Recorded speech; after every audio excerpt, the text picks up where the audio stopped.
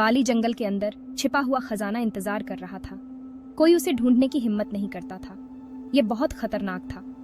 जंगल अपनी डरावनी आवाजों के लिए मशहूर था। किसी ने शेर की दहाड़ सुनी, किसी ने चुड़ैल की हंसी। किंवदंतियों में कहा गया है कि एक जादुई धुंध खजाने की रक्षा करती है। कई लोगों ने खजाना खोजने की कोशिश की, कोई वापस नहीं आया। गांव वालों ने जंगल को हद से बाहर घोषित कर दिया। लेकिन एक लड़का रोहित अलग था।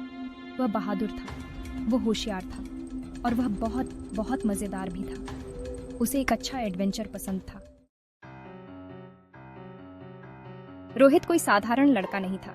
उसे पहेलियां और पजल्स बहुत पसंद थे। एक दिन मुझे एक पुराना नक्शा मिला। उस पर भी के निशान और अजीबोगरीब सिंबल्स थे। उसकी आंखें चमक उठी। ये बाली जंगल के छिपे हुए खजाने का नक्शा था। वह जानता था कि वह किसी को नहीं बता सकता, वे उसे रोकेंगे। सो उसने चुपके से अपना बैग पैक किया। उसने एक कंपास, एक रस्सी और अपना पसंदीदा नाश्ता केले लिए। आंखों में चमक लिए रोहित जंगल की ओर चल पड़ा। जंगल घना और अंधेरा था। अजीबोगरीब आवाजें हवा में गूंज रही थीं। रोहित डरा हुआ था पर एक्साइटेड भी। तभी अचानक एक तोता मेरे कंधे पर आकर बैठ गया। हो गए क्या? तोते ने पूछा।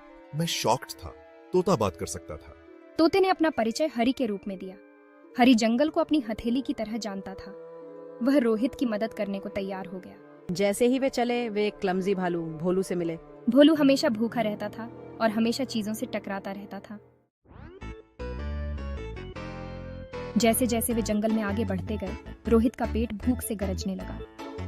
जंगल की घनी हरियाली और अजीबोगरीब आवाजें उनके चारों ओर गूंज रही थीं।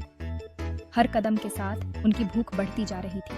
रोहित, हरी और भोलू अपनी यात्रा पर निकल पड़े। उनके चेहरों पर उत्साह साफ झलक रहा था। वे एक रोमांचक साहसिक कार्य के लिए तैयार थे, लेकिन उन्हें नहीं पता था कि आगे क्या होने वाला है। मुझे बहुत भूख लग रही है। क्या हमारे पास कुछ खाने के लिए है? नाश्ता लेने के लिए अपना बैग टटोलते हुए रोहित ने एक चौंकाने वाली खोज की। उसका बैग खाली था और उसके सभी केले गायब थे। मेरे केले किसने लिए?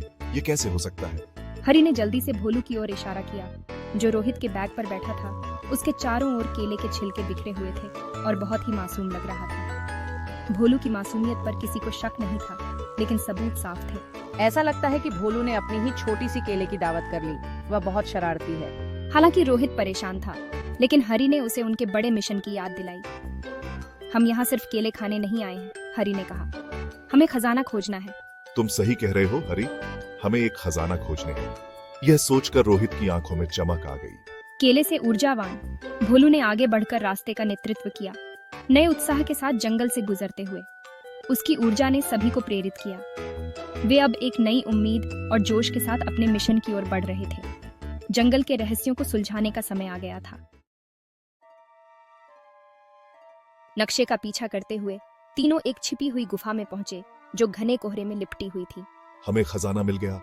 नरेटर, अंदर गुफा अजूबों का एक दृश्य थी। मंद रोशनी में जवाहरात चमक रहे थे और सोने के सिक्के ऊंचे ढेर में थे।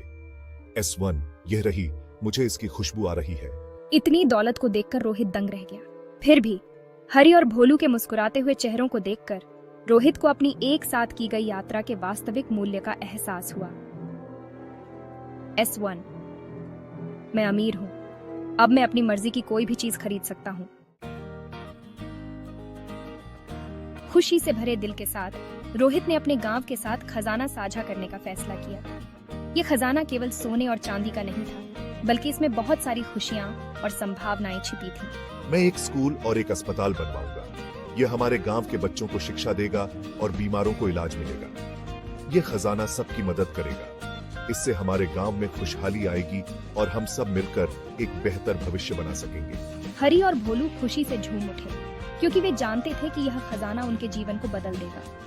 यह जानकर कि उन्होंने रोहित को खजाने से कहीं अधिक मूल्यवान चीज, सच्ची दोस्ती, खोजने में मदद की थी। दोस्ती जो किसी भी खजाने से बढ़कर होती है। हमने इसे एक साथ किया और यह किसी भी खजाने से बढ़कर है। यह हमारी एकता और सहयोग का प्रतीक है और यह किसी भी खजाने से बढ़कर है। यह हमारे सपनों और आशाओं का खजाना है। एक हीरो के रूप में गांव लौटकर रोहित ने अपने गांव के लोगों के दिलों में एक खास जगह बना ली थी। रोहित ने न केवल अपने डर का सामना किया था, बल्कि अपने समुदाय में आशा भी जगाई थी।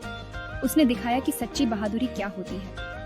उसने साझा करने और देखभाल करने की शक्ति के बारे में एक मूल्यवान सबक सीखा था। यह सबक हमें याद दिलाता है कि जब हम एक दूसरे की मदद करते हैं तो हम सब मिलकर एक बेहतर दुनिया बना सकते हैं। जब रोहित ने अपने कारनामों पर विचार किया, उसने उन सभी रोमांचक पलों को याद किया जो उसने जंगल में बिताए थे। तो उसने महसूस किया कि असली खजाना सोना या रत्न नहीं था, बल्कि वे अनुभव और यादें थीं जो उसने संजोई थीं। रोहित के कारनामे जारी रहे और हर कदम पर उसने कुछ नया सीखा, लेकिन वह बाली जंगल में सीखे सबक को कभी नहीं भूला। उन सबक ने उसे जीवन के असली मायने समझाए। यह यात्रा, जिसमें उसने दोस्ती और साझा करने की खुशी को पहचाना, उसके जीवन का सबसे महत्वपूर्ण हिस्सा बन गई। दोस्ती और साझा करने की खुशी ही असली खजाने हैं। ये खजाने अमूल्य हैं और जीवन को समृद्ध बनाते हैं। ये कहानियां हम सभी को याद दिलाएंगी कि सबसे बड़ा खजाना हमारे पास क्या है, और यह खजाना हमारे दिलों में बसा है। इसमें नहीं बल्कि दोस्ती की गर्माहट और देने की खुशी में है। यह खुशी हमें सच्ची संतुष्टि देती है। और इस प्रकार रोहित, उस बहादुर लड़के की कहानी जो छिपा हुआ खजाना ढूंढता है, एक प्रेरणा बन गई। गांव में एक पोषित कहानी बन गई जिसे हर कोई सुनना चाहता था, जिसने अपने संदेश से सभी को प्रेरित किया। यह कहानी हमें सिखाती है कि असली खजाना हमारे अनुभवों और रिश्तों में है, न कि भौतिक वस्तुओं में।